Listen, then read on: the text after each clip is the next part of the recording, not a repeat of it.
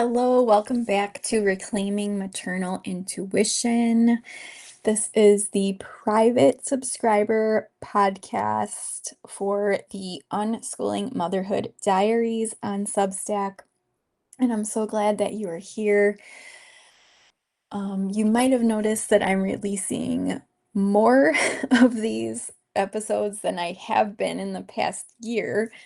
Um, that is because my capacity has opened up, and that's what I wanted to talk about today. So, my daughter she's going to summer camp 3 days a week, and this is something she chose to do. This is not something that I pressured, forced, or in any way pushed her into going to summer camp, but her really best friend was going, and so she expressed interest in going. And of course, my mama heart is worried because group activities haven't always gone the best in the past, and not for any fault of hers. It's more for the adults not being able to support her particular autistic PDA ADHD needs, right? So, of course, I was nervous a little bit about her going, but the good news is it's almost the end of day two, and she's been having a lot of fun. She's been meeting new friends and socializing, and that gives me some time to sort of catch up on my life, what I'm doing, right? My Substack, these podcasts that I created a year ago but haven't really touched. And I mean, there's a bunch of different reasons why I haven't touched them. If you've been following my story at all, knowing that we've been going through a lot in the past year, not only with my daughter, but losing my mom in September 2025. And it's just devastating. My mom was my biggest supporter. She was my rock. She was Emma's biggest ally, I would say, her biggest safe person. Um, so losing her really has been a lot. It's been a lot to go through, but I'm here and I'm back. Um, and I made it back in my own time. I didn't force myself. I didn't pressure myself to come back. I didn't put a timeline on myself.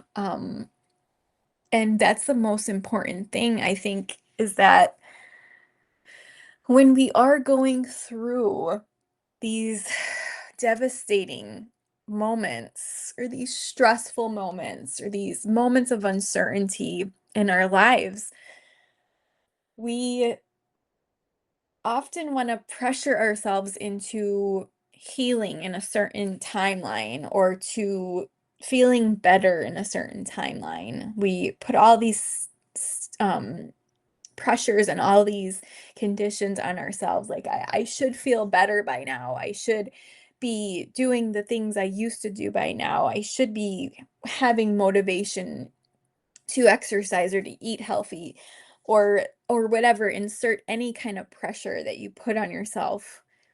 Um and on this podcast, Reclaiming Maternal Intuition, that's not what we do. Um, we give our bodies and our minds and our souls as much time as we need to heal, to come back to ourselves, to access our inner knowing, our intuition, to find out what feels best for us. And it's so funny. Um, I don't know if it's funny, but it's ironic that this is where my work started in 2021. Um, I had quit my corporate job, like I'd said in the last episode, right around that time, my daughter entered kindergarten. And about a year later, I found myself in a spiritual path. And um, what I was doing, well, I became a licensed Reiki practitioner. And a lot of what I was talking about at that time was listening to our intuition, following our intuition, letting our inner knowing guide us. And that was really like what I was putting out there the most. And so this is like a full on circle moment for me because of all of the iterations of my business, of all of the different contents that I've posted over the years.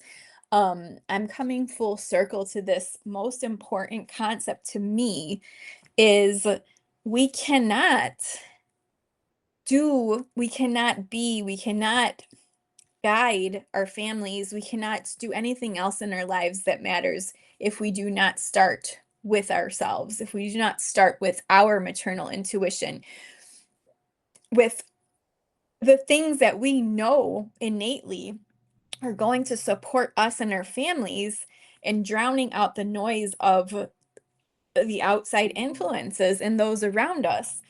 And it's a full circle moment for me because I kind of, in the past year fell a little bit off of my spiritual path. When you lose someone that is so close to you and influential in your life, and someone that was your biggest support person, it just it really disillusions you. And through all of this, I was also getting my shamanic certifications. So I was going through a lot of deep shadow work, um, dark nights of the soul, just a lot of uncovering, what was living underneath everything and the grief and the uncertainty. And why is all of this coming up now? So much has happened in the last year. It feels like I'm a different person. Um, but again, it all goes back to examining your inner world. And that's what I want to bring back to the forefront.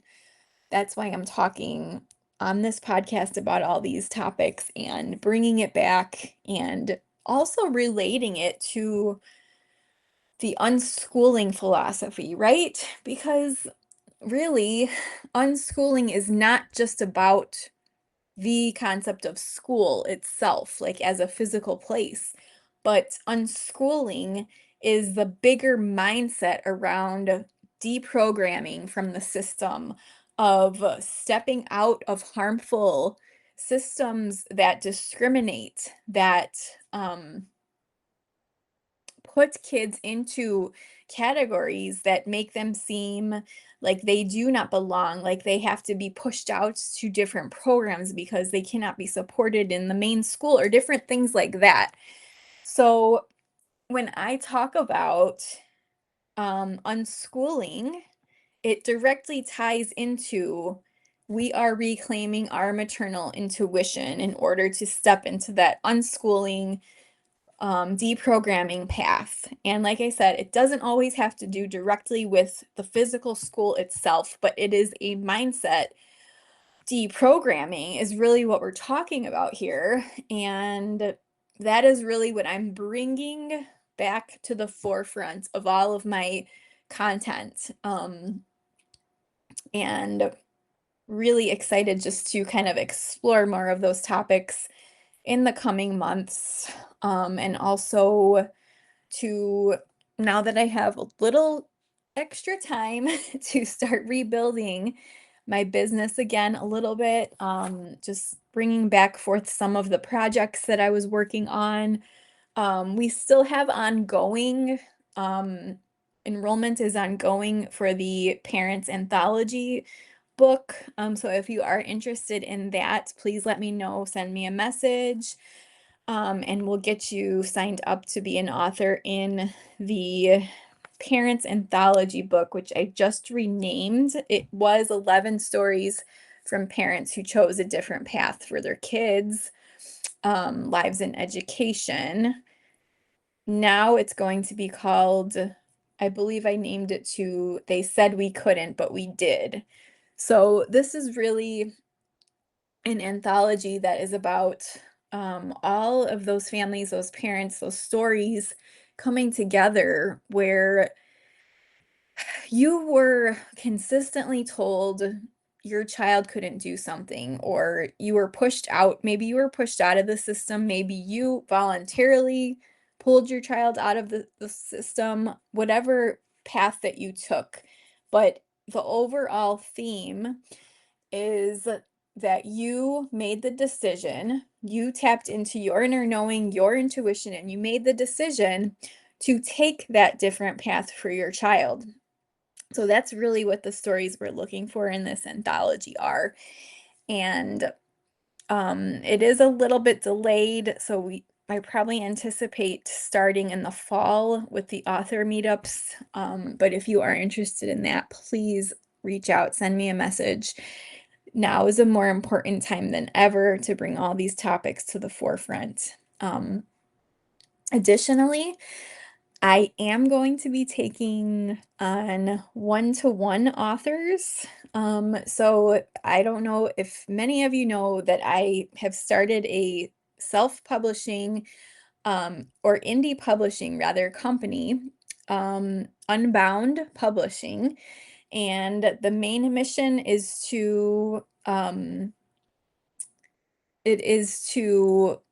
bring forth the voices of the previously unheard, those people that have stories to share about, different situations you've overcome in your life. And this is not necessarily just related to unschooling or parenting.